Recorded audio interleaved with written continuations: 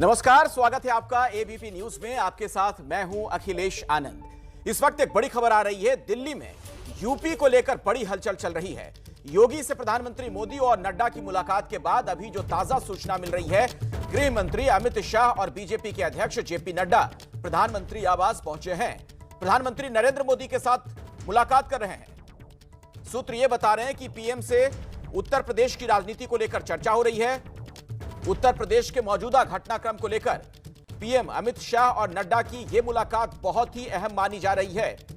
आइए सीधे मैं आपको लिए चलता हूं। नीरज पांडे हमारे सहयोगी हमारे साथ जुड़ चुके हैं। नीरज, इस मुलाकात से जुड़ी क्या जानकारी और मिल पा रही है? बिल्कुल बता दूं अखिलेश की ये प्रधानमंत्री आवास से बैठक चल रही है। गृह मंत्री अमित शाह और भाजपा अध्यक्ष जेपी नड्डा पहुंचे हुए हैं। देखिए, पिछले कल से आप देखें तो योगी आदित्यनाथ दिल्ली में है और लगातार उन्होंने गृह मंत्री से मुलाकात की, भाजपा अध्यक्ष से मुलाकात की, प्रधानमंत्री से मुलाकात की और अब राष्ट्रपति से वो मुलाकात कर रहे हैं। तो उत्तर प्रदेश का चूंकि 2022 में चुनाव होना है और उससे पहले भारतीय जनता पार्टी अपनी पूरी पार्टी को एक शेप में लाना चाहती है। चुनावी मोड में आ चुकी है पार्टी और ऐसे में ये बैठक बहुत महत्वपूर्ण मानी जा रही है क्योंकि बहुत सारे बदलाव करने हैं पार्टी को उत्तर प्रदेश में।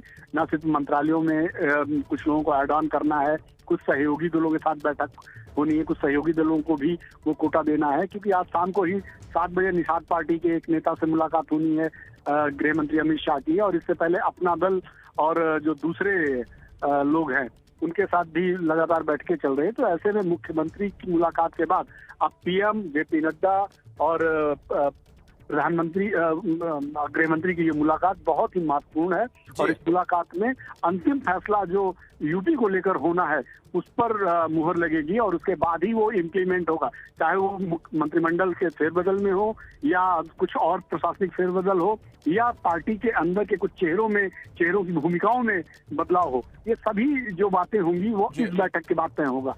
नीरज, आप हमारे साथ जुड़े रहे हैं। हमारे वरिष्ठ सहयोगी पंकज झा भी इस वक्त हमारे साथ मौजूद हैं। पंकज, आपका क्या आकलन है? इस मुलाकात का क्या मतलब निकाला जाए? कुछ और भी जानकारी मिल पा रही है?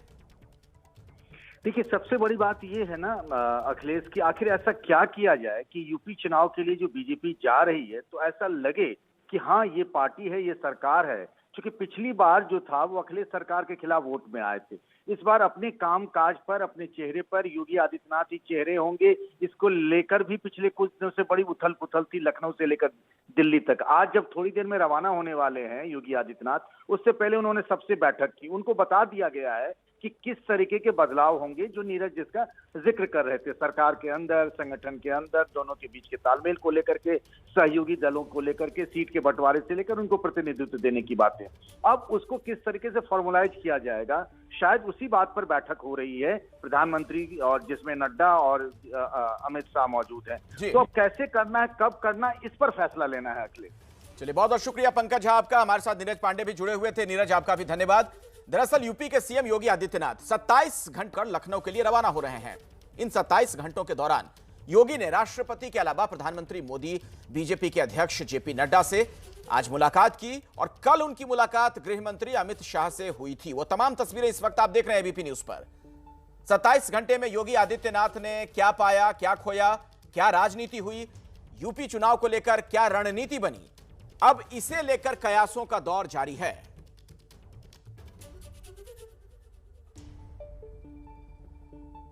तो ये देख रहे हैं आप 4 अलग अलग तस्वीरें और ये पूरा घटनाक्रम आपके सामने। अब सवाल यही कि इन मुलाकातों का निचोड़ क्या है, इसका आखिर क्या नतीजा होगा। प्रधानमंत्री मोदी से भी मुलाकात होती है। आज प्रधानमंत्री मोदी से करीब 80 मिनट तक मुलाकात हुई। बीजेपी के अध्यक्ष के साथ भी 2 घंटे रहे योगी आदित्यनाथ। कल 1.5 घंटे तक करीब अमित शाह के साथ उनकी मुलाकात चली थी। अमित शाह के घर इस बीच अनुप्रिया पटेल से भी मुलाकात हुई योगी आदित्यनाथ की। यूपी सदन में योगी की जितिन प्रसाद से मुलाकात होती है और जब योगी अमित शाह से मिल रहे थे तब नड्डा पीएम से मिले। योगी से मिलने के बाद नड्डा आज फिर पीएम से मिले, यह सूत्रों के हवाले से जानकारी है। बागपत के सांसद सत्यपाल सिंह भी योगी से मिले। अमित शाह से मिले निषाद पार्टी प्रमुख प्रवीण निषाद। और यही नहीं, मंत्रिमंडल विस्तार से लेकर चुनाव तक पर चर्चा हुई है, ये सूत्र बता रहे हैं। उधर गरीबों के लिए मुफ्त राशन और गरीबों के लिए घर की बड़ी बड़ी बातें आपने अक्सर चुनावी रैलियों, सरकारी कार्यक्रमों में सुनी होंगी, लेकिन नालंदा की एक तस्वीर इन सभी को मुंह चिढ़ाती है। यह ऐसी दर्दनाक तस्वीर है जो किसी को भी झकझोर देगी, जहां एक बुजुर्ग महिला अपनी पोती के साथ टॉयलेट में रह रही हैं।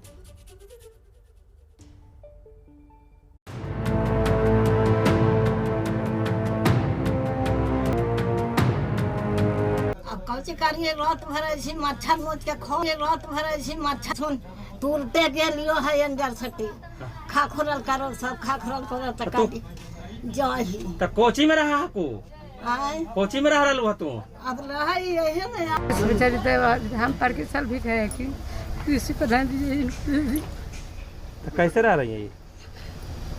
देखिए ना आप सन को देख रहे हैं तो मैंने रहती कहाँ घर में बाथरूम में कहाँ रह रही है? बाथरूम से बरसा पड़ता कुछ बेचारी हिरन के रहती है कहाँ रही तो कई गो कितना आदमी रहती है यहाँ? वह दो बच्ची है एगो वो है उसके बच्चे का बाप मर गया है बाकी इनका परिवार बेटा उटा बेटा है जो सब छोड़ के चला गया है उसे। इस मासूम बच्ची और इस बेबस बुजुर्ग की तरफ अब तक किसी ने मदद का हाथ नहीं बढ़ाया। गरीबों को एक अदद छत के सरकारी दावे भी इस तस्वीर को देखकर मुंह चढ़ाते हैं, लेकिन स्थानीय प्रशासन इस तस्वीर को ही झुठला रहा है। शौचालय में रहने की जो बात आई है सामने कि एक महिला कौशल्या देवी अपनी पोती के साथ रहती हैं शौचालय में। हम लोग रात में जाके जांच किए, शाम को जब न्यूज़ मिला तो ये बात गलत पाया गया। शौचालय उसके बगल में एक रूम है, उसमें वो रहती हैं और शौचालय में कुछ सामान रखा हुआ है। नालंदा जिला मुख्यमंत्री का गृह जिला है और सोचिए वहां पर यह हालत है। वैसे कोरोना का कोई भी टीका लगने के बाद उसके आपके शरीर पर कुछ साइड इफेक्ट सामान्य बात है, मसलन बुखार आना, सिर दर्द होना या बदन दर्द होना। लेकिन नासिक के एक शख्स ने जो दावा किया उससे हर कोई भौचक्का रह गया। इस शख्स का शरीर किसी चुंबक की तरह काम कर रहा है। सुनने में भले ही कोई यकीन नहीं करेगा, लेकिन हम आपको उसका बाकायदा वीडियो दिखा रहे हैं। हालांकि डॉक्टर इसे टीके का असर मानने से साफ इनकार कर रहे हैं, लेकिन नासिक का वो मैग्नेट मैन एक मिस्ट्री बना हुआ है।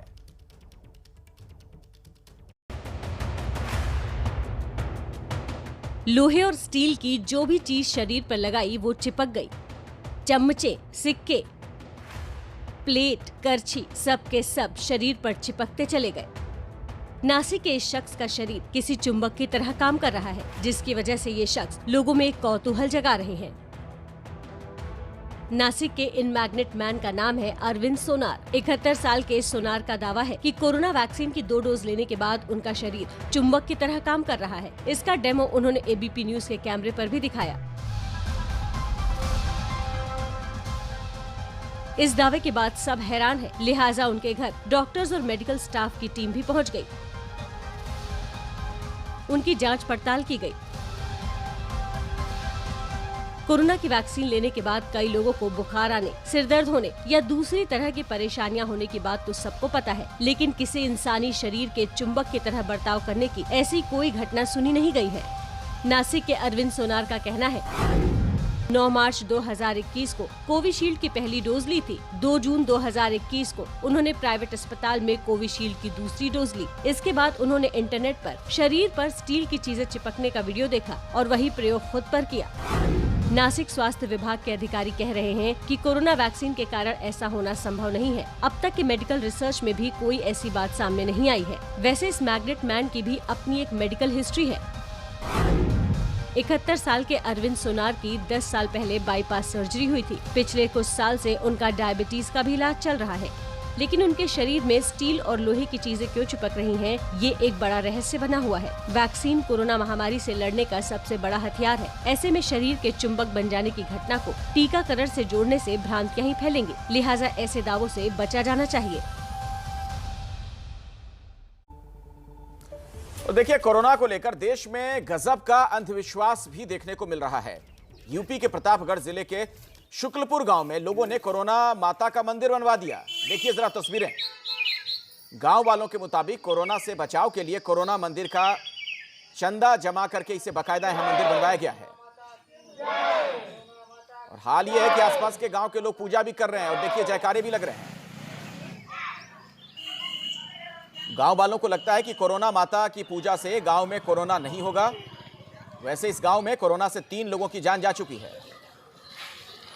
तो एक वायरस के नाम पे देखिए मंदिर का नाम रख दिया गया। कोरोना माता की जय, कोरोना माता की जय, कोरोना माता की जय, कोरोना माता की जय, कोरोना माता की जय।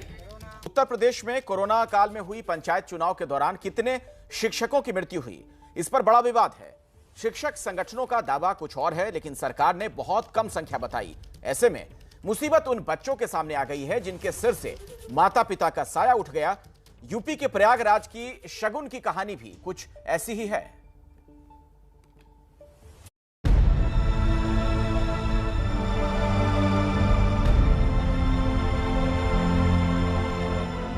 प्रयागराज का 4 सदस्यों का ये हंसता खेलता परिवार कोरोना महामारी के दौरान बिखर गया।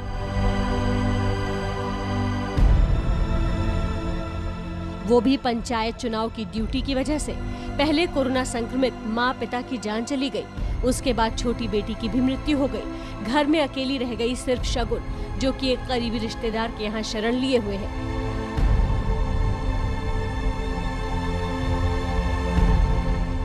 ये कहानी किसी को भी झकझोर देगी, लेकिन इलाहाबाद सेंट्रल यूनिवर्सिटी में बीएससी फर्स्ट ईयर की छात्रा शगुन कांडपाल अकेली हो गई है। जो कोविड से जिनकी डेथ हुई, अगर उसके बिहाफ पे पूछा जाए तो अभी तक कोई भी मदद नहीं मिली है।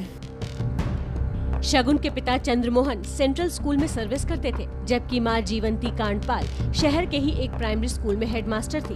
करीब 2 महीने पहले शगुन के माता पिता दोनों की ही पंचायत चुनाव में ड्यूटी लग गई।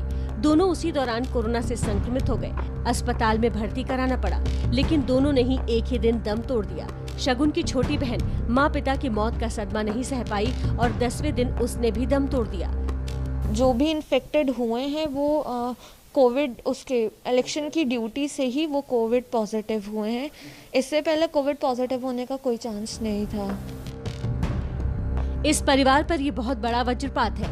सरकार ने पंचायत चुनाव में लगे कोरोना संक्रमित शिक्षकों, कर्मचारियों के परिवार वालों को आर्थिक मदद का ऐलान किया था, लेकिन 1.5 महीने हो गए, शगुन तक कोई मदद नहीं पहुंची।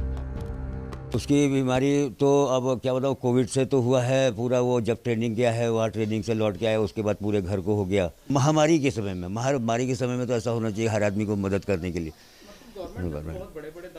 दावे किए थे, अब हमको तो नहीं एहसास हो रहा है कि कुछ उसके दावे हमको तो कहीं लगा नहीं, ना ही किसी ने पूछा आज तक। इतना दिन हो गया है, किसी ने एक शब्द नहीं पूछा, ना ऑफिस से कोई कि आकर के घर में सिंपैथी के लिए भी अगर कहा होता कि भाई आप चिंता मत करो, मैं आपके कागजात सब लगा रहा हूँ। कोरोना काल में, ड्यूटी काल में जो लोग मरे हैं, पहले तो उनके आंकड़े छिपा रही थी। जब संगठनों ने आंकड़े तैयार करके सरकार को दिया तो वो आधे माने। 1,500 के ऊपर उनकी संख्या, अभी वो केवल 500 कुछ मान रहे हैं। तो उनका केवल ढिढोरा पीटना है, शिक्षकों को देना लेना नहीं है। ये सब जुमलेबाजी की सरकार है। सपने देखने की उम्र में प्रयागराज की इस बेटी को जिंदगी भर का दर्द मिला है। उसके दुख की गहराई को शायद ही कोई समझ पाएगा। जो सरकार चुनाव पर आमादा थी, चुनाव के दौरान कोविड से मारे गए कर्मचारियों के आश्रितों का हाल जानने तक की उसके पास फुर्सत नहीं है।